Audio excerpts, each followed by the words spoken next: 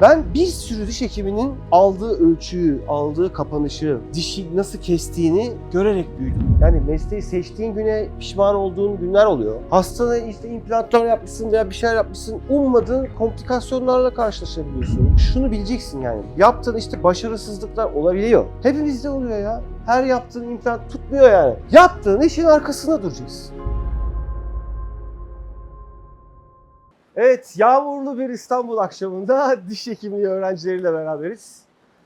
Diş hekimliği öğrencileriyle beraber olmak, yani öğrencilerle beraber olmayı ben hep çok sevmişimdir.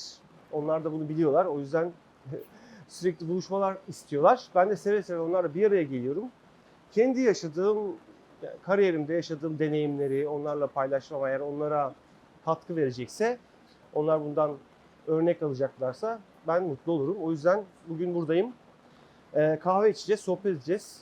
Evet arkadaşlar, önce siz kendinizi tanıtın. Siz, Evet. bir başkan var burada. Başkan yardımcısı. Başkan hocam. yardımcısı. Evet, Tamam. hocam. Nerenin başkanı? Diş Hekimleri Dayanışma ve Birlik Platformu'nun başkan yardımcısıyız. Harika. Ne zaman kurdunuz? Biz 2022'de kurulduk. Tamam. Ee, Biraz bahseder misiniz? Şöyle bahsedeyim.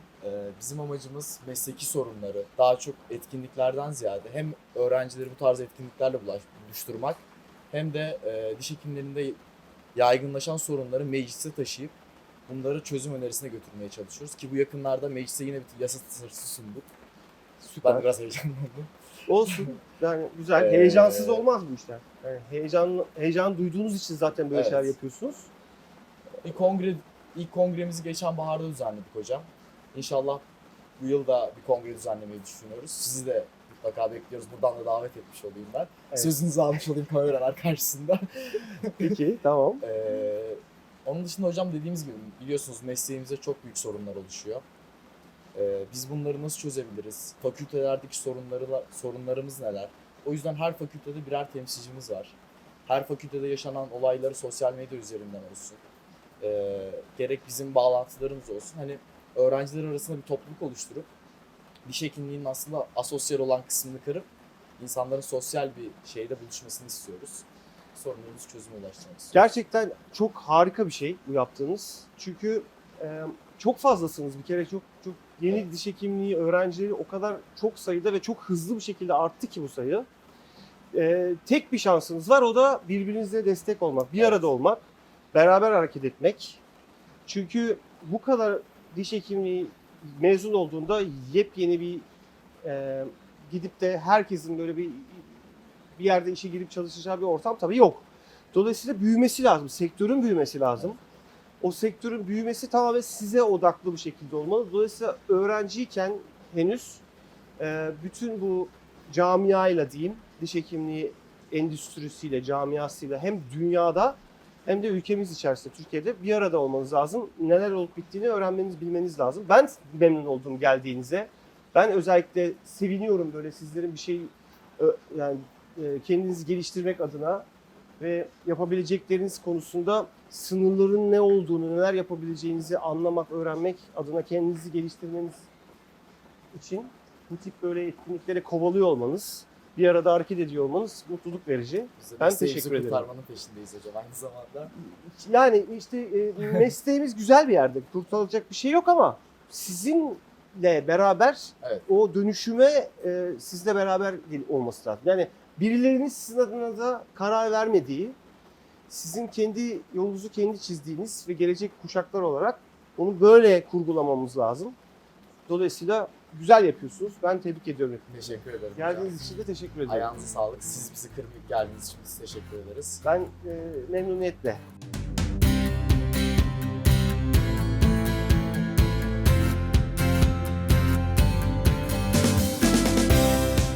Şöyle, benim babam Düzce Akçakocalı. O böyle Bolu'da diş yapılan, diş çekilen falan bir diş muayenehanesi gibi bir yerde. O zamanlar böyle diş mezun olup yani okulu bu işin çok yok. 1960'lardan falan bahsediyorum yani. Orada böyle bir dönem okulda çıraklık yapmış yani. Böyle diş işte ölçü dökme, yok efendim söyleyeyim o zamanlar böyle diş çekiliyor. Paspas yapıyor, işte diş çekileceği zaman işte orayı hazırlıyor gibi orada bir çıraklık yapmış. Sonra protezi mesela yapılacak, damaklı protezler var, total protezler. Onu da böyle diş dizmiş, bir şeyler görmüş, yapmış gibi. Yani orada bir dişçi var. Hastaların işte dişlerine protez yapılacağı zaman o da orada çıraklık yapmış. Sonra babam 15 yaşında falanken dedem Almanya'ya gidiyor. Babamı da götürüyor. Sonra babama işte bir işe koyacaklar. Ne iş yapar falan filan. Yani dişten anlarım gibi söylüyor. Anladığı da o kadar yani. Sonra babamı bir diş laboratuvarına götürüyorlar orada.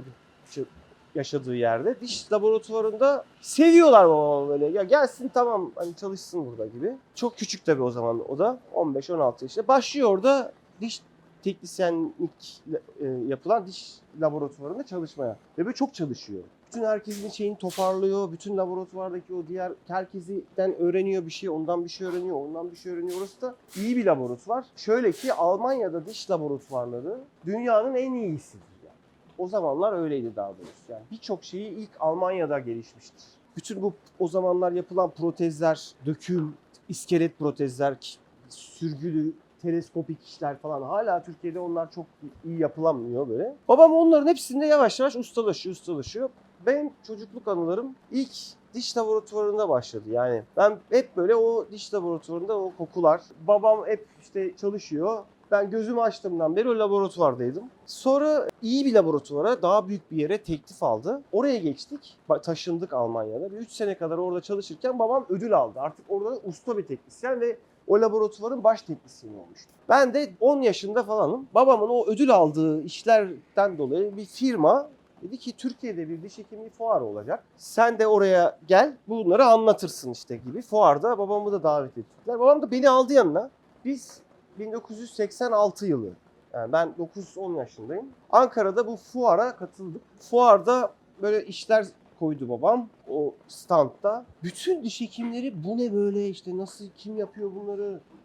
Yok ya burada öyle bir şey o zamanlar. Tam böyle Türkiye'de ihtilal sonrası 80 sonrası Türkiye'si böyle. İşte ben yapıyorum diyor. İşte sen neredesin? Almanya'dayım. Ya ne işin var Almanya'da? Buraya gel. Şöyle böyle bizim senin gibi birine ihtiyacımız var falan gibi.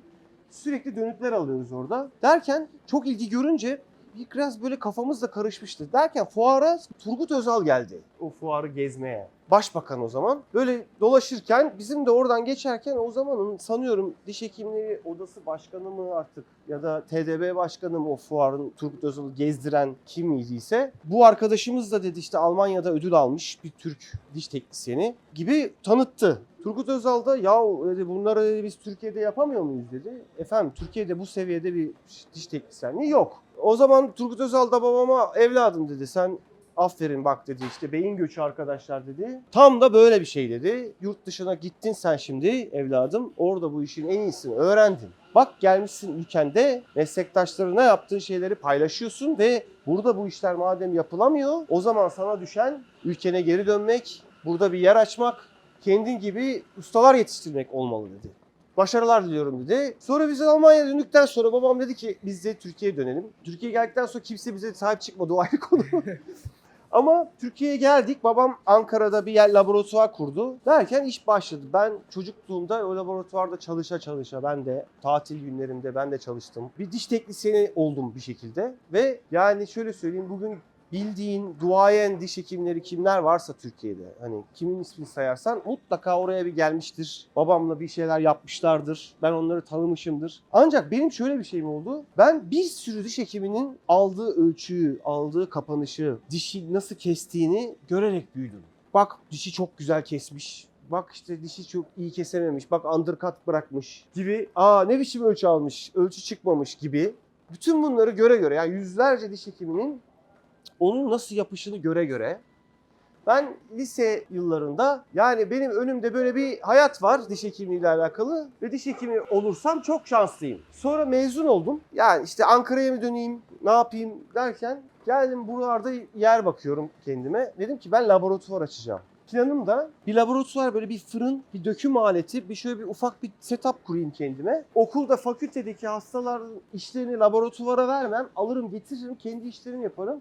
Hastalar laboratuvar ödeyeceği parayı bana verir. Ben onunla hesap yaptım şöyle bir. Yürütürüm. Bir iki de iş bulsam sağdan soldan öyle bu işi sonra oraya bir ünit alırım gibi düşünerek. Tabii param yok, bir şeyim yok yani. Yeni mezunum. İlk bir iki hastam oldu. Dışarıdan benim dişleri ne olur falan diyen. Ben de lamine yaparız sana dedim. Hemen bir arkadaşım muayenehanesinde ona lamineler yaptım ben. Baktım tamam oluyor yani. Her şeyi yapabilirim ben. Her şeyi yapabilirim yani. O kadar de özgüvenim de var. Geldim burayı tuttum. O zaman da her şeyim rast gitti. Yani burayı tuttum ve bir laboratuvar olarak başladı burası.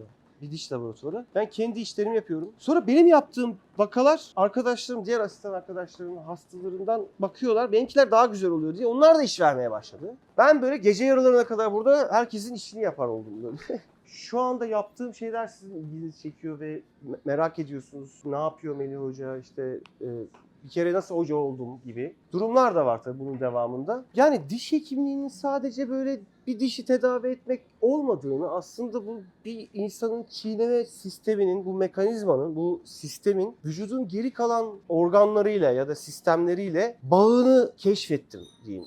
Yani böyle bir hani Matrix'te perde kalkıyor anlıyor ya böyle. Onun gibi bir anda aslında diş hekiminin ne olduğu ve bu çiğneme sisteminin, çiğneme mekanizmasının bir insan hayatındaki öneminin ne olduğuna vakıf oldum, idrak ettim yani. Bunun vücudun en önemli noktalarından birisi olduğu ve sadece diş değil de bunun vücudun dengesiyle bir sürü hastalıkların kök nedeni olabileceği, bir sürü semptomların bizim hastalık dediğimiz şikayetlerin, hastaların yaşadığı problemlerin kök nedeni olabileceğini anlayıp bunun üzerine çalıştıkça bunun da gerçekliğine vardım ve biyofonksiyonel oklüzyon diye bir konu gerçekten biyolojik olarak bir insan en iyi çiğneme sistemi nedir? Doğadaki en iyiler nedir? Onu ortaya koyacak şekilde çalışmaya başladım. Bütüncül yaklaşımla diş hekimliğini sadece diş değil bir çiğneme sisteminin şifacısı gibi ele alarak bunun böyle yaklaşınca o beni işte başka bir seviyeye getirdi diyebilirim. Ve bugün de bunların baktım ki Türkiye'de bunlar pek bilinen yapılan şeyler değil.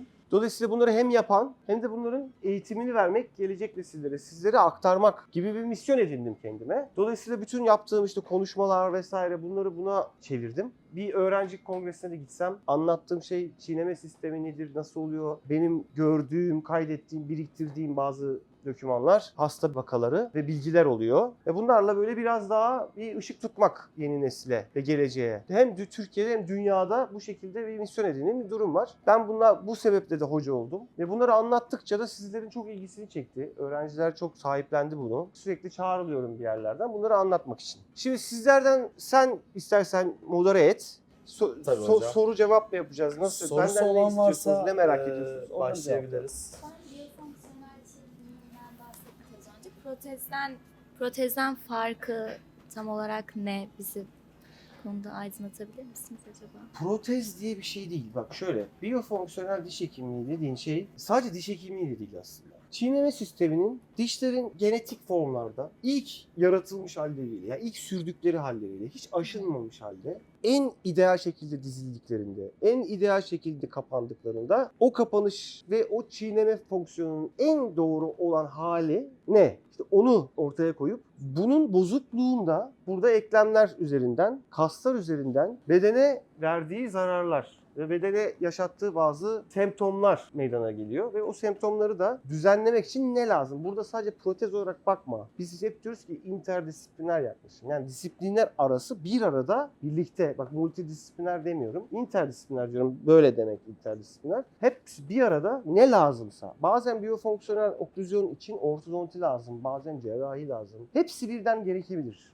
Yani protez bunun artık yani restoratif diyelim. Aslında protez de değil bu. Restoratif diş hekimliği. Restoratif diş hekimliği protezin içindedir zaten aslında. Dolayısıyla disiplinler arası bir tedavi anlayışı. En iyi dentisyonu vermek. Sadece dişi tedavi etmek değil. Yani en iyi çiğneme sisteminin meydana gelmesi, sürdürülebilir bir ağız sağlığıyla beraber bunu başarmak amacında bir yaklaşım. Şimdi bu yaklaşım için bazen işin içine ortopedist, işin içine fizyoterapist, işin içine işte fizik tedavi doktoru ya da böyle kulak burun boğaz doktoru, nörolog, nörofizyoloji gibi alanların da girmesi lazım. Oysa ki biz çok bölünmüşüz. Yani dolayısıyla bunu sadece protez olarak bakma. Bu bütün branşları ilgilendiren. Çünkü insan bir bütün diyor, anlatıyorum ya. O insan bütün olunca bir diş hekimi olarak insanın ayağının yere nasıl bastığına da bakmak gerekiyor.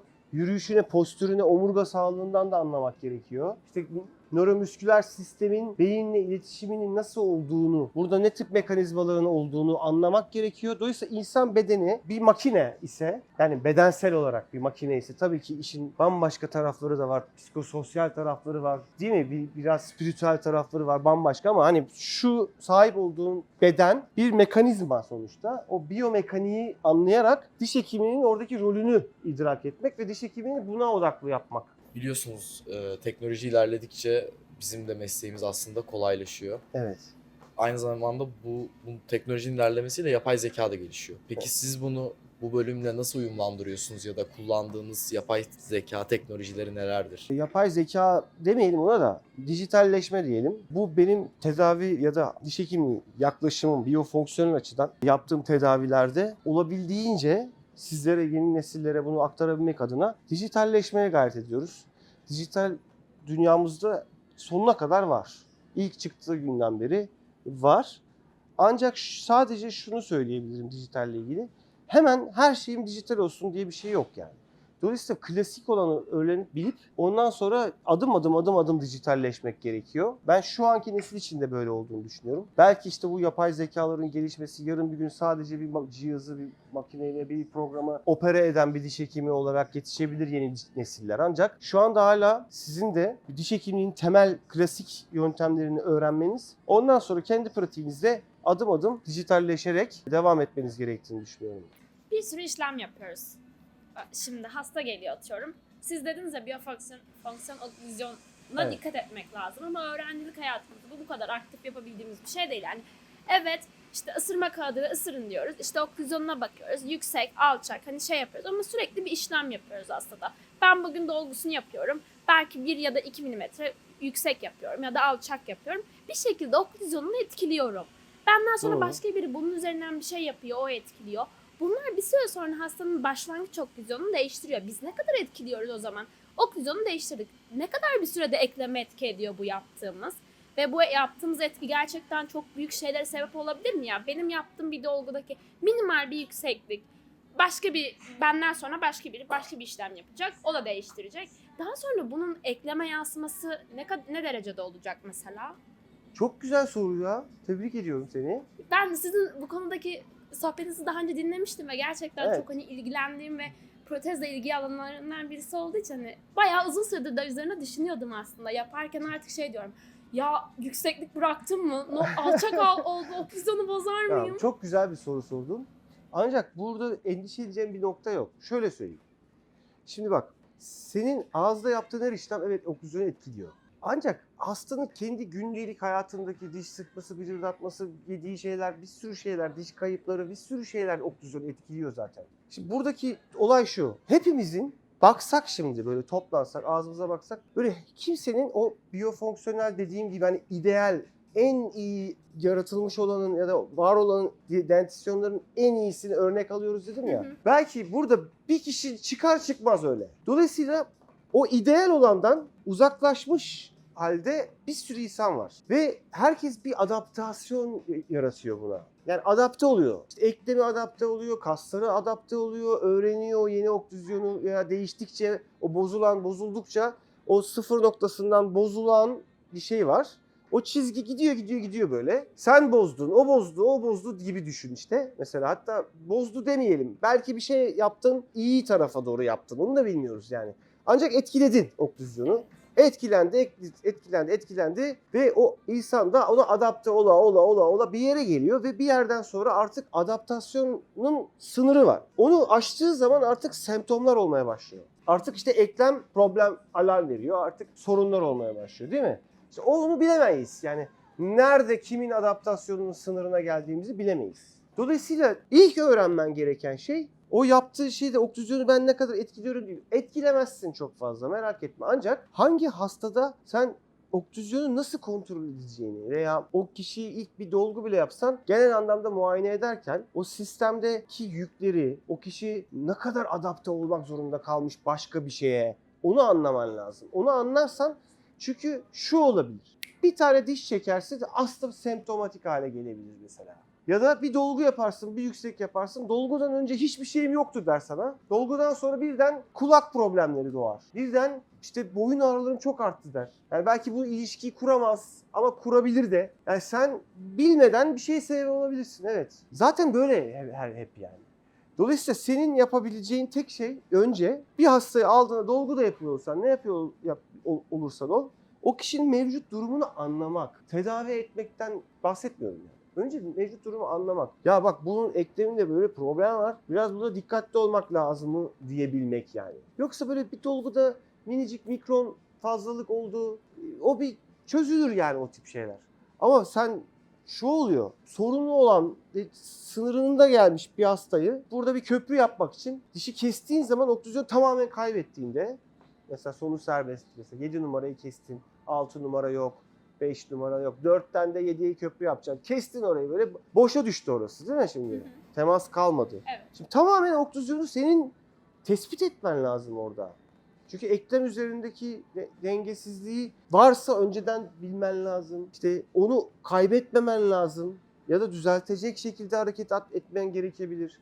Yani onu sadece oraya bir 4-7 köprü yapıyormuş gibi bakman yanlış olur. Ama oklüzyon nedir, ne değildir bunu anlarsan, eklemle ilişkisini, eklemin mekanizmasını anlarsan, kasların nasıl çalıştığını, sen kontrol edebiliyor musun, kapanış nasıl? Bunları öğrenmeniz lazım. Sadece bir köprü yapmak olmuyor işte. Bazen eklem hastası oluyor hasta, çok problemler oluyor. Bir bakıyorsun bir 20 yaş dişi var orada. 20 yaş dişini çekiyorsun, iyileşiyor, geçiyor sorun. İşte bunları öngörebilmek için hem tecrübe lazım ama sende gördüğüm kadarıyla buna duyduğun bir ilgi var. Evet. Ve o ilgi senin peşini merak etme, bırakmayacak yani. Sen bunları düşüne. Bak eğer yastığa kafanı koyduğunda bunları düşünüyorsan, ki görüyorum sende bunu. Bunları düşünüyorsan, hastana bakarken, bir dolgu yaparken bu kafanda bunları düşünüyorsan sen olmuşsun, tamam. Senin adına sevindim. Çünkü sen bunları düşünüyorsan bir kere o düşünmek seni bir yere getirecek zaten. Ondan sonra da bir şeyleri çözdükçe işte o zaman tutku duymaya başlayacaksın. Tamam mı? Korkma yani. Hiç korkma. Sonuçta sana öğretilen bir bilgi var. Sen o bilgiye göre yapıyorsun. Ama üstüne koymak demek bu. Bak bir şeyler koymak istiyorsun üstüne. Anlamaya çalışıyorsun. Ve bu zaman alacak. Öyle şu an bunun için çok erken. Sadece Evet. anlamaya odaklan. Anlamaya çalışman yeterli yani. Hocam ben biraz daha genel bir soru sormak istiyorum. Hem üniversite yıllarınızda hem meslek hayatınızda hem de böyle uzmanlaşırken yaptığınız işlerde sizin önünüze çıkan zorluklar nelerdi? Hani ayağım takıldı dediğiniz ve hani bize ne tavsiye verebilirsiniz bu konularda? Yani buralarda çok zorlanmıştım dediğiniz. Yani doktora yaparken zorlandım mesela. Hocalarımla ilişkilerim konusunda hani aslında çok saygılı bir böyle iyi geçimli bir insanımdır. Hani sevilen biri olmuşumdur genel anlamda hani öyle biliyorum en azından. Ama ne bileyim işte o ast üst ilişkisini yönetmek orada sadece mesleğinle değil de okulda yani oradaki o hiyerarşiye bağlı kalmak beni çok yormuştu yani. Zaman zaman zorluklara maruz kaldım yani o anlamda. Bir doktora yapmak kolay bir şey değil. Yıllarını veriyorsun. Aslında bir şey öğrenmek için değil yani. O önlüğü giymek, o titre sahip olmak için yapıyorsun bunu. Bir şeyi öğrenmek adına gibi zannediyorsunuz hepiniz yapacağınız. Mesela okuldan sonra yapacağınız uzmanlığı.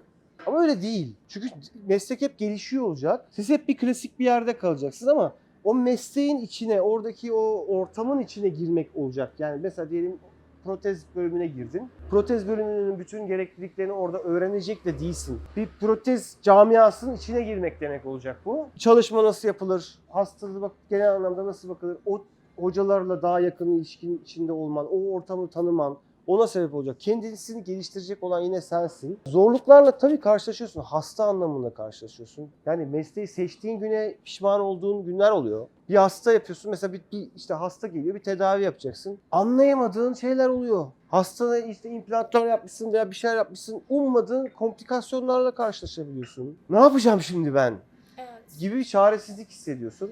Ya burada verebileceğim, yaşayabileceğiniz en tatsız şeylerden biri bu tip şeyler. Yani birinin canının yanması, yaptığın şeyin başarısızlıkla sonuçlanıyor gibi bir durumda da olması. Buradaki en önemli unsur şu. Yaptığın işin arkasında duracaksın. O hasta eğer o durumdan o an acile gitmesi gerekiyorsa onun yanında olacaksın. Ne bileyim işte onun çözümünü bilmem kim daha iyi biliyorsa sen yanında olacaksın. Sen götüreceksin. Sen bulacaksın. Yani hastanı yalnız tek başına bırakmayacaksın. Benim gördüğüm en yani beni üzen hekimlik tavrı yapıp başarısız olduktan sonra kendini savunmaya geçen, yani o başarısızlığı sahiplenmeyen, hayır biz hep yapıyoruz, hiçbir bizim yaptığımızda yanlış bir şey yok deyip aman bu hastayı da yaptık bir türlü memnun olmuyor diyerek hasta, suçlu hasta oluyor. Şimdi bunu piyasada veya işte Evet, çok fazla etrafta görüyoruz. görürseniz hasta suçlu. Hasta işte çok kıl. Sizden kaynaklanmıştır, bize bir problem yani yok işte şeklinde. sen çok sigara içtin. Yok işte sen şunu yapmışsındır, sen bunu yapmışsındır falan. Evet.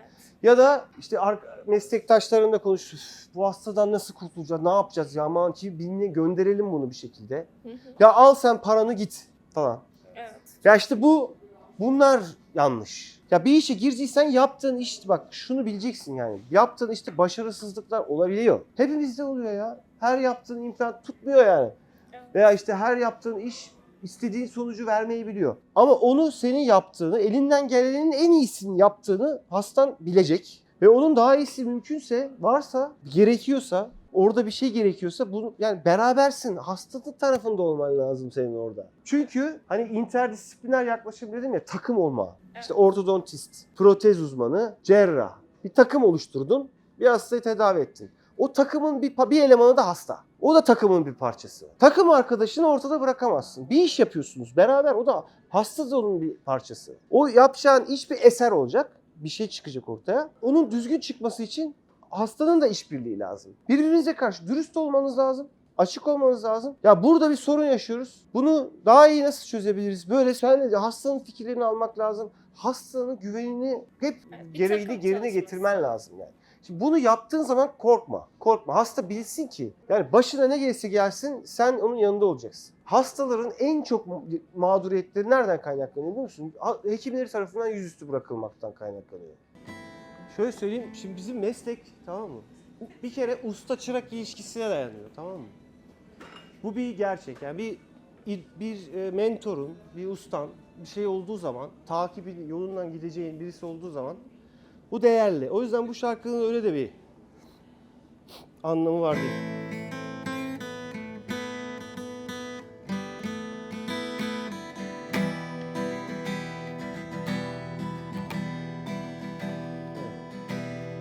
Gönlüme bir ateş düştü. Yanar ha yanar yanar. Ümit gönlümün ekmeği umar ha umar umar. Elleri ak yumuk yumuk. Ojeli tırnakları nerelere gizlesin şu avucun nasırları. Otomobili tamire geldi dün bizim tamirhaneye. Görür görmez vurularak başladım ben sevmeye. Ayağında uzun etek, dalga dalga saçları. Ustam seslendi uzaktan, oğlum al takımları. Ustam seslendi uzaktan, oğlum al takımları. Bir romanda okumuştum. Buna benzer bir şey bir romanda okumuştum. Buna benzer bir şey, cildi parlak kağıt kaplı pahalı bir kitaptı. Ne olmuş, nasıl olmuşsa aşık olmuştu genç kız. Yine böyle bir durumda tamirci çırağı. Ustama dedim ki bugün giymeyim tulumları. Arkası puslu aynamda taradım saçlarımı. Gelecekti bugün geri arabayı almaya. O romandaki hayali belki gerçek yapmaya. O romandaki hayali belki gerçek yapmaya. Durdu zaman, durdu dünya, girdi içeri kapıdan. Durdu zaman, durdu dünya, girdi içeri kapıdan. Öylece baka kaldım gözümü ayırmadan. Öylece baka kaldım gözümü ayırmadan. Arabanın kapısını açtım. Açtım, girsin içeri. Arabanın kapısını açtım, girsin içeri. Kalktı hilal kaşları, sordu kim bu serseri. Kalktı hilal kaşları, sordu kim bu serseri. Çekti gitti arabayla, egzozuna boğuldum. Gözümde tomurcuk yaşlar, arar doğruldum. Ustam geldi sırtıma vurdu, unut dedi romanları. Hadi hep beraber. Dişçisin sen, dişçi kal, giy dedi tulumları. Dişçisin sen, dişçi kal, giy dedi tulumları. Dişçisin sen, dişçi kal, dişçisin sen, dişçi kal. Dişçisin sen, dişçi kal, dişçisin sen, dişçi kal.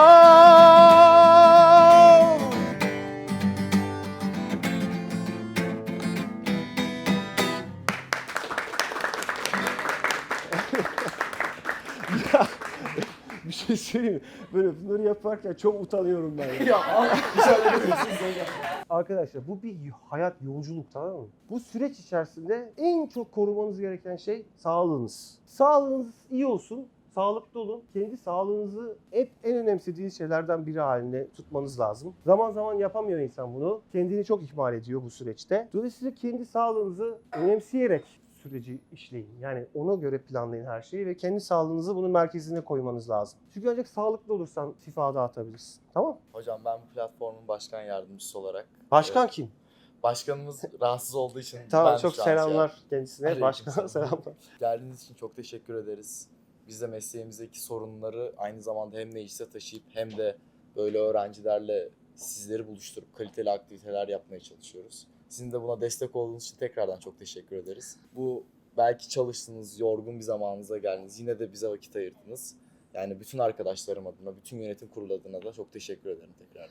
Valla ben teşekkür ederim. Sizin gelmeniz, sizin böyle buluşmak istemeniz beni mutlu ediyor. Beni motive ediyor. Evet, bütün gün çalıştık, yorulduk. Ne bileyim işte hani kafa şişti falan ama sizlerle beraber olmak bana da iyi geliyor. Dinlendiriyor beni ve ben de çok mutlu oldum, motive oldum şu an. Böyle şeyler yapmaya devam edin. Bize düşen sizin hep yanınızda olmak böyle şeylerde. Bir ihtiyacınız olduğu zaman mutlaka arkanızda bizden feyz alarak bir yol çizmeye çalışıyorsunuz sonuçta. Her ne ihtiyacınız varsa arkanızda sizin mesleğinizde sizin önünü açan insanlar olacaktır. Beni de bunlardan biri olarak sayabilirsiniz yani. Hocam kameralar kayıttayken de kongre sözünüzü alıyorum kongremize. Evet, Geleceğiniz kongre- sözünüzü alıyorum. Ben hiç öğrencileri geri çevirmedim bugüne kadar.